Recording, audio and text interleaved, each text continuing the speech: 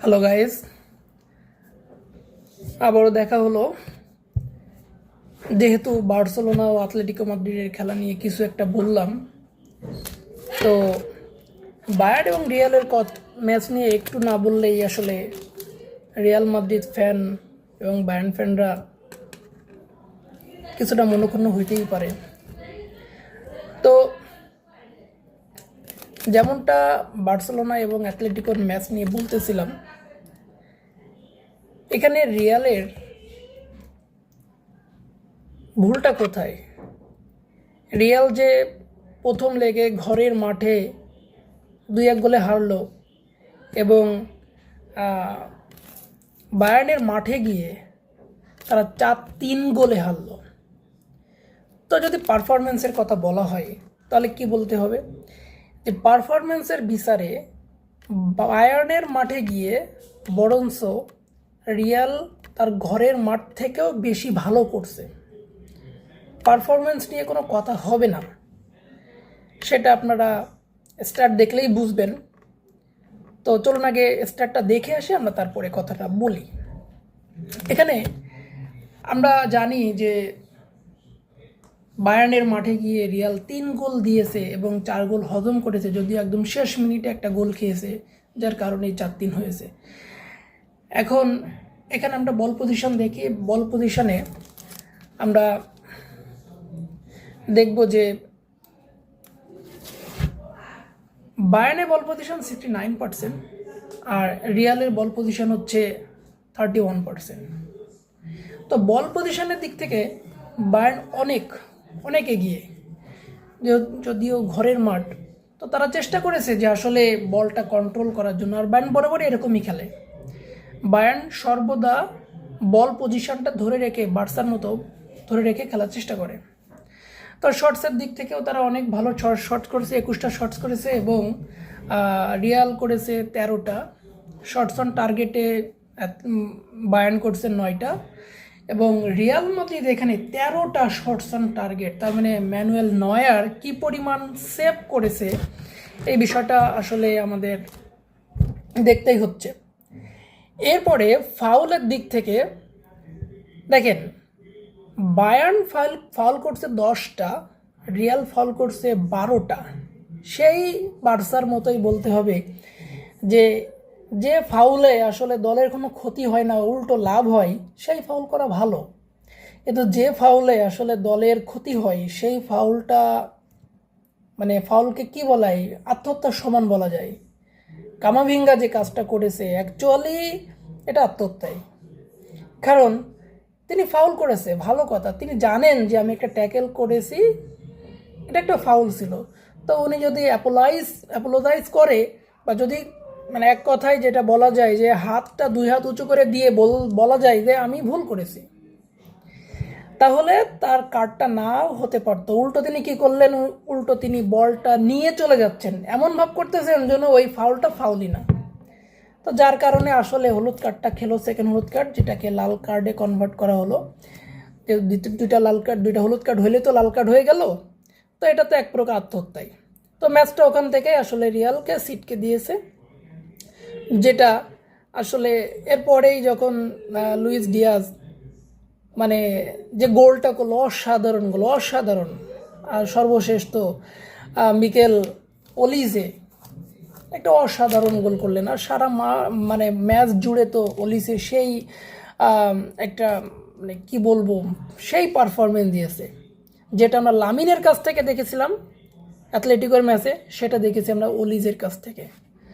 তো এইখানে আমরা দেখব যে কর্নার একটু দেখি। কর্নারে বায়ার্ন কর্নার পেয়েছে 9টা, বাট মানে রিয়াল কর্নার পেয়েছে 2টা। তো ভাগ্য ভালো, এই খেলাটা যদি আর্সেনালের সাথে হতো তাহলে এই যে 9টা কর্নার থেকে হয়তো বা আর্সেনাল 2টা গোল করে ফেলতো। অবশ্য বায়ার্ন একটা গোল করেছে, প্রথম গোলটা তো তারা কর্নার থেকেই করেছে, কিন্তু হয়তো বা আরও একটা গোল খেতো যদি আর্সেনালের সাথে হতো। এতগুলো কর্নার আমাকে কনসিড করতে হবে, এটা তো আসলে আমার দলের জন্য ভালো না, কারণ আর্সেনাল সেট পিসে ভালো। যাই হোক, অ্যাটাকের দিকে আসি। বায়ার্ন অ্যাটাক করছে 126টা আর রিয়াল করছে 58টা, যার মধ্যে ডেঞ্জারাস ছিল 26টা, আর 82টা ডেঞ্জারাস অ্যাটাক করছে বায়ার্ন। তো এই যে স্ট্যাটে এই ডেঞ্জারাস অ্যাটাকগুলোর মধ্যে আসলে ওলিজের অবদানটা সবথেকে বেশি ছিল। তো যাই হোক, এইখানে আমরা রিয়ালের যে পারফরমেন্স, সে পারফরমেন্স নিয়ে একটু কথা বলতেই চাই। যে আপনি বিগত বা আপনার দল, আমি আর্দোলার কথা বলবই, যে আপনার দল গত বছর এবং এই বছর ট্রফিলেস থাকছে এক কথায়। কারণ এই বছরে আপনি কোপা দেল রে থেকে বাদ হয়ে গেলেন, এবছর আপনি লা লিগায় 9 পয়েন্টের ব্যবধানে আছেন বার্সার থেকে। আপনি একমাত্র ভালো একটা কম্পিটিশন যেটা আপনার সবথেকে ভালো খেলেন সেটা হচ্ছে চ্যাম্পিয়ন লিগ, সেখানে আপনার দল খুব মানে ডু অর ডাই সিচুয়েশনে আছে।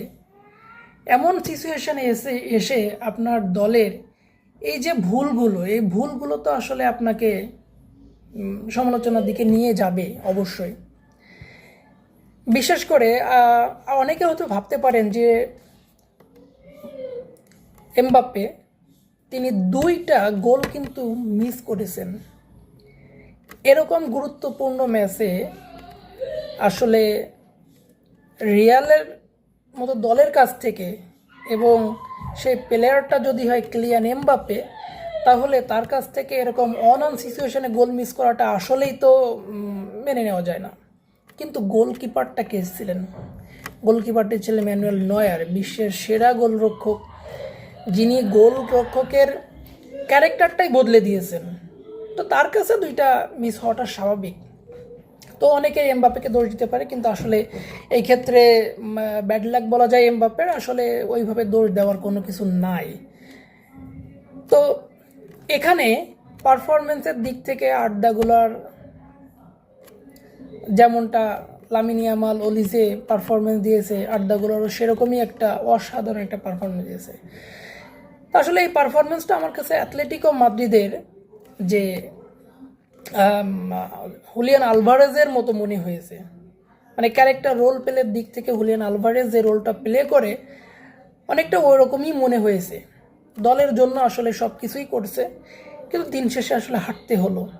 দেখেন এইখানে আপনার কিছুটা একটু ম্যানেজারের কিছু দায় দিতেই হবে, অনেকটাই দায় দিতে হবে। যদিও তিনি দায় স্বীকার করে নেন সংবাদ সম্মেলনে এসে, কিন্তু এখন দায় তাকে নিতেই হবে। কেন? কারণ রুডিগার্ড একটা হলুদ কার্ডে আছে, তিনি এমনভাবে একটা ফাউল করে বসেছিলেন ঠিক কামাভিঙ্গার ওই ফাউলটার একটু আগেই, যেখানে যদি আর একটু মানে জোরাজুরি করা হতো ওটা হলুদ কার্ড হইলেও হতে পারতো। তো হলুদ কার্ড হলে ওখানেই তো আপনার একটা প্লেয়ার অমিট হয়ে যায়। তো ঠিক একই রকম ভুল যদি আর একজন করে, তো এর জন্য আপনার কোনো ডিরেকশন থাকবে না, বা আপনার প্লেয়াররা এরকম করবে, এটা তো আসলে মেনে নেওয়া যায় না। কারণ আমরা জানি যদি ম্যাচটা সমতায় থাকতো এবং অতিরিক্ত টাইমে খেলা হতো, সেক্ষেত্রে দেখা যেত রিয়াল মাদ্রিদ এই ভাগ্যটা আসলেই অনেক ভালো তাদের, যে এক্সট্রা টাইমে গোল না হলেও দেখা গেল যে পেনাল্টি শুট আউটে গেলেও জিততেও পারতো, আবার এক্সট্রা টাইমেও গোল করে জিততে পারতো। তো যেটা হয়নি সেটা হয়নি, আপনারা আসলে এটা ব্যাখ্যা করবেন। আমার মনে হয় এতটুকুই থাকুক। এখন তাদের পূর্ণ মনোযোগ থাকবে লা লিগাতে। যদিও 9 পয়েন্টের ব্যবধান, তারপরেও এখনও আশা ছাড়া উচিত নয়। 2টা দলই আর কোনো কম্পিটিশনে টিকে নাই, শুধুমাত্র লা লিগাতে। তো বার্সা তো ছেড়ে দিবে না, পক্ষান্তরে রিয়ালেরও উচিত সেটাকে আসলে কীভাবে কভার আপ করা যায় সেই চেষ্টা করা। তো সবাই ভালো থাকবেন, আল্লাহ হাফেজ।